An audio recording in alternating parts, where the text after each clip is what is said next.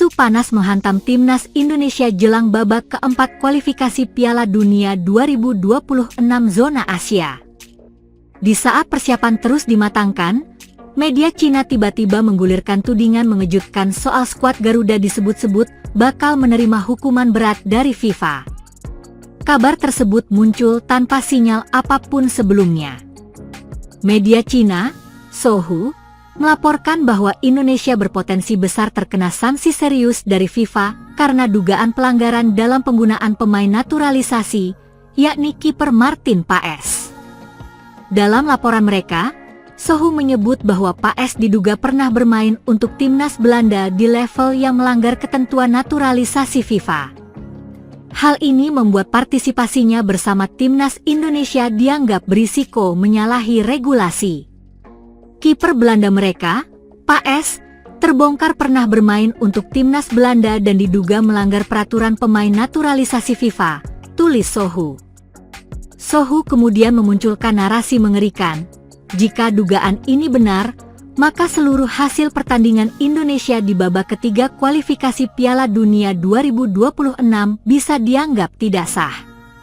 Itu artinya, kemenangan atas Arab Saudi, Bahrain dan Cina, termasuk tiket ke babak keempat, bisa hangus begitu saja. Jika timnas Indonesia kalah dalam kualifikasi karena alasan ini, poin yang telah mereka peroleh dapat disesuaikan kembali, tulis mereka. Lebih jauh lagi, Cina bisa diuntungkan jika FIFA benar-benar menjatuhkan sanksi kepada Indonesia. Sohu menyebut tim Tiongkok bisa mendapat koreksi poin dan bahkan menggusur Indonesia dari posisi keempat. Menurut aturan, jika dipastikan timnas Indonesia menggunakan pemain yang melanggar aturan, hasil pertandingan yang bersangkutan dapat dianggap tidak sah, imbuh Sohu. Sebagai lawan di grup yang sama, tim Tiongkok dapat memperoleh poin tambahan melalui koreksi poin, atau bahkan mengubah peringkat akhir, lanjut media Cina itu. Tentu saja kabar ini memicu kegelisahan di kalangan publik sepak bola Indonesia. Namun sampai saat ini, tudingan yang dilontarkan media Cina tersebut belum terbukti secara resmi. FIFA sendiri belum memberikan pernyataan maupun konfirmasi terkait status Martin Paes. Diketahui, Paes memang pernah memperkuat timnas Belanda U21, namun hingga kini belum ada bukti kuat bahwa ia pernah bermain di level senior yang membuatnya tak memenuhi syarat naturalisasi berdasarkan aturan FIFA. Timnas Indonesia sendiri saat ini tengah bersiap menghadapi babak keempat kualifikasi Piala Dunia 2026, di mana mereka akan tergabung dengan tim-tim kuat dari kawasan Timur Tengah seperti Qatar, Arab Saudi, dan Irak. Skuad asuhan Patrick Kluivert itu finish di posisi keempat klasemen akhir grup C babak ketiga dengan raihan 12 poin. Sebaliknya, Cina dan Bahrain harus puas tereliminasi lebih awal dari ajang ini. Naturalisasi senyap ala Erick Thohir, 3 pemain kelas dunia Mauro Zijostra, Miliano Jonathans, dan Michael Baker resmi perkuat timnas Indonesia di kualifikasi Piala Dunia 2026. Sebuah kejutan besar kembali dihadirkan oleh Ketua Umum PSSI, Erick Thohir dalam perjalanan panjang sepak bola Indonesia menuju panggung dunia. Kali ini bukan hanya 1, melainkan 3 pemain kelas dunia resmi menyandang status sebagai warga negara Indonesia, WNI, dan akan memperkuat timnas Indonesia di kualifikasi Piala Dunia 2026 round 4. Mereka adalah Mauro Zijostra, Miliano Jonathans, dan Michael Baker. Langkah ini menjadi bagian dari strategi senyap Erick Thohir yang sebelumnya juga berhasil mengejutkan publik sepak bola Asia dan dunia dengan naturalisasi nama-nama besar seperti Jairo Riedewald, Pascal Struijk, dan bahkan Erling Haaland. Namun kali ini prosesnya begitu tertutup, tak terdengar ramai di media hingga akhirnya diumumkan secara resmi oleh PSSI. Hanya beberapa hari menjelang pengumuman skuad untuk kualifikasi, 3 nama besar representasi kekuatan Eropa di timnas Indonesia. Siaran langsung sepak bola online. Ketiganya bukan pemain sembarangan, berikut profil singkat masing-masing pemain naturalisasi timnas Indonesia. 1. Mauro Zijostra. Berposisi sebagai striker, pemain keturunan Belanda Indonesia ini dikenal sebagai penyerang hebat di lini serang. Karir juniornya bersinar di Akademi Ajax Amsterdam dan kini bermain di klub divisi kedua Eredivisie, FC Volendam. Mauro Zijostra punya postur tinggi 190 cm, kuat dalam duel udara dan punya insting mencetak gol yang kuat. 2. Miliano Jonathan, winger eksplosif kelahiran Arnhem ini memiliki kecepatan luar biasa dan kontrol bola di atas rata-rata. Miliano adalah produk Akademi Vitesse Arnhem yang juga pernah dipantau tim-tim Premier League. Pemain berusia 21 tahun ini juga memiliki insting gol yang tajam serta kemampuan menggiring bola yang bisa mengacaukan lini belakang lawan. 3. Michael Bakker.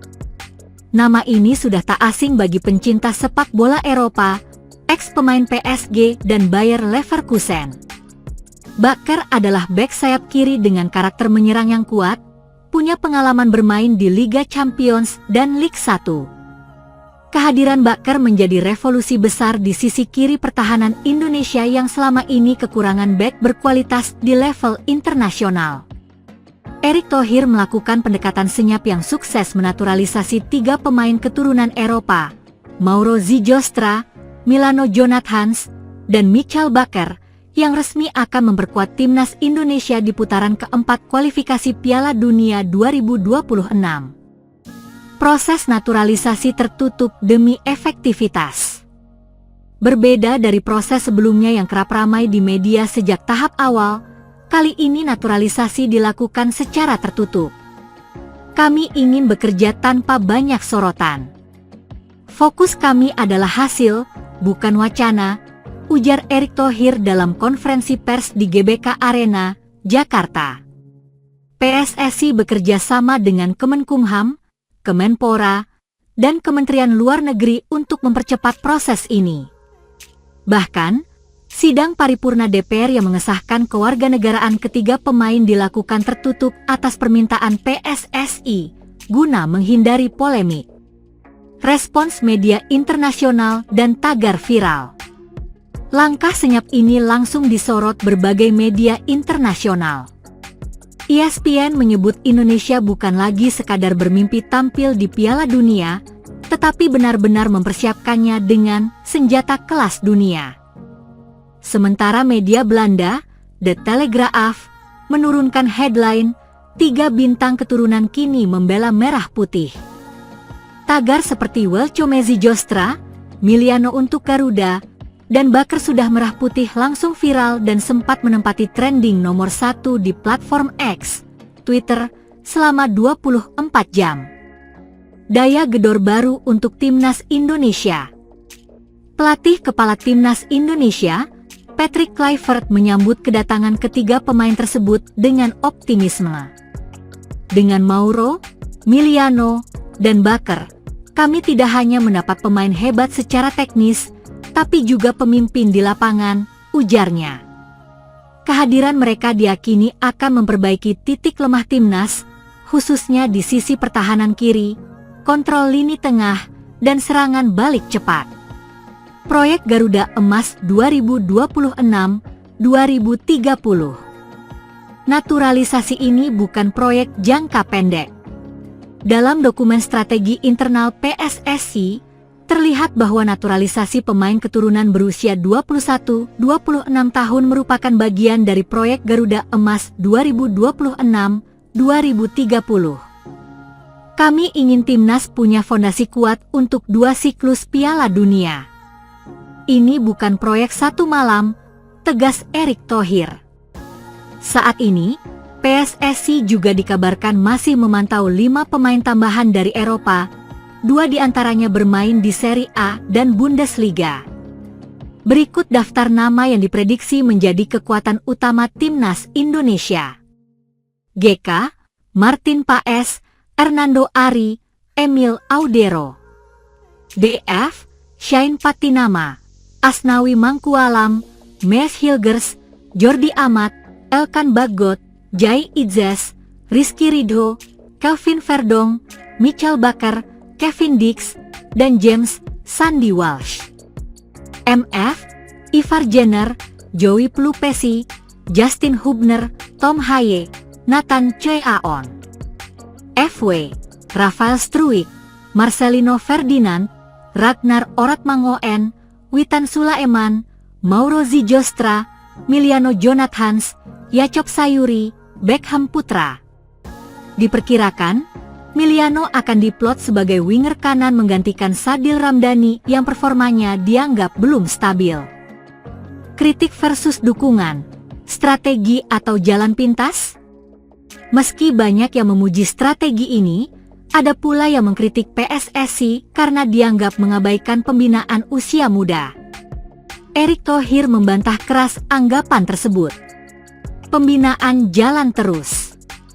Naturalisasi adalah jembatan percepatan prestasi jangka pendek, ujarnya. Buku tentang Erick Thohir. PSSI juga tengah mengembangkan pemain muda melalui program Elite Pro Academy, Garuda Select, dan Liga Usia Muda. Menuju Piala Dunia 2026, Garuda tak lagi minder.